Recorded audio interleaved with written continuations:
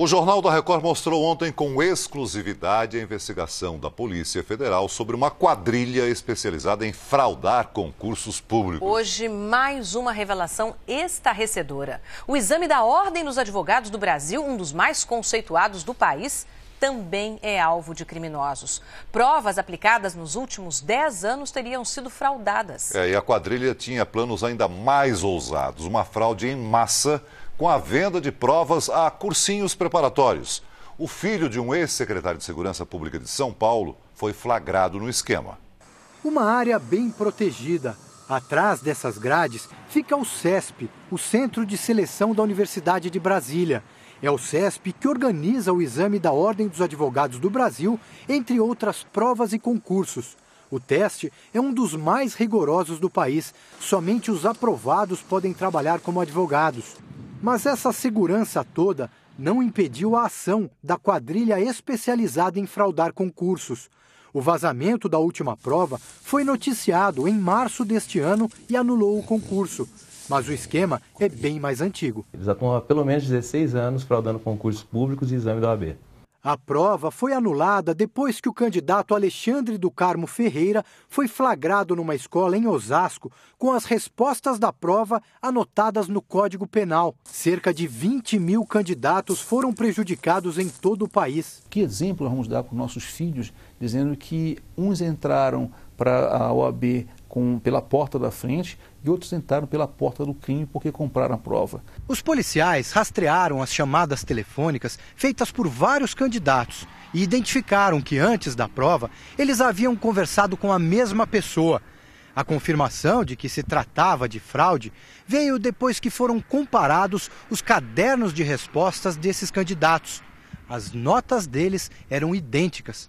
O relatório da Polícia Federal identificou 28 candidatos que compraram a prova, entre eles Alexandre do Carmo Ferreira. Dias depois, 2 integrantes da quadrilha conversam por telefone sobre o depoimento de Alexandre à polícia. Mas não é idiota o cara? Mas ele falou alguma coisa ou não? Como é o primeiro nome dele? Alexandre, eu acho. No mesmo relatório está o nome de outro candidato que teve acesso às respostas, Ronaldo Marzagão Júnior, filho do ex-secretário de Segurança de São Paulo e renomado advogado. Pouco depois eles conversam, querem evitar que Marzagão se apresente à polícia. Eu tenho que orientar ele, o que ele tem que fazer. Mas não vai ter problema não? Não tem, mas se ele for lá, for de laranja e disser eu não sei nada, indicia. Só falo em juízo, indicia. Os caras fazem assim, eu já estou sabendo. Então o lance é não ir. O Jornal da Record apurou que Ronaldo Marzagão Júnior já prestou depoimento à Polícia Federal. Ele colabora com a polícia e admitiu ter recebido junto com a namorada dele a prova da OAB.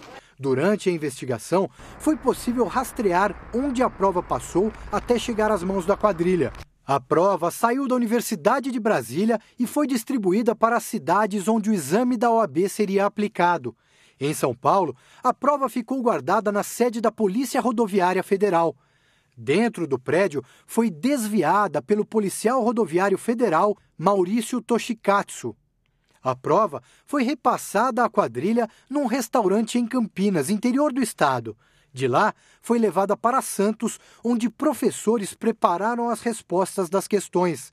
Pelo exame pronto, cada candidato pagava até R$30 mil. A entrega era sempre em restaurantes, bares ou shopping centers. A Polícia Federal descobriu também que esta universidade em Santos promoveu um simulado na véspera do exame da OAB.